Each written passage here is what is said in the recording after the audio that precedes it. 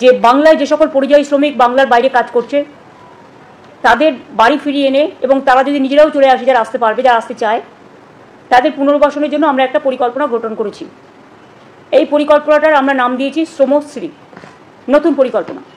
যারা ফিরে আসবেন এককালীন ভ্রমণ সহায়তা সহ আমরা 5,000 টাকা দেব। পুনর্বাসন ভাতা মানে আমরা ফিরে আসার পর 12 মাস মানে 1 বছর নতুন কাজের ব্যবস্থা না হওয়া অবধি প্রতি মাসে তাদের 5,000 টাকা করে দেওয়া হবে। বন্ধুরা, বাংলাতে নতুন প্রকল্প চালু হয়েছে, শ্রমশ্রী প্রকল্প।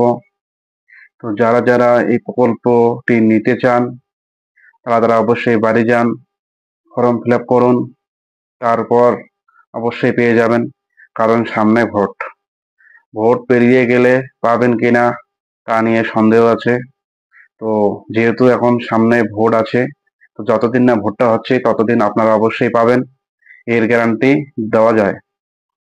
তো এখন মোট কথা যেটা, যে 5,000 টাকা দিয়ে কি হবে, 5,000 টাকা দিয়ে কি হবে। তো আমাদের সরকার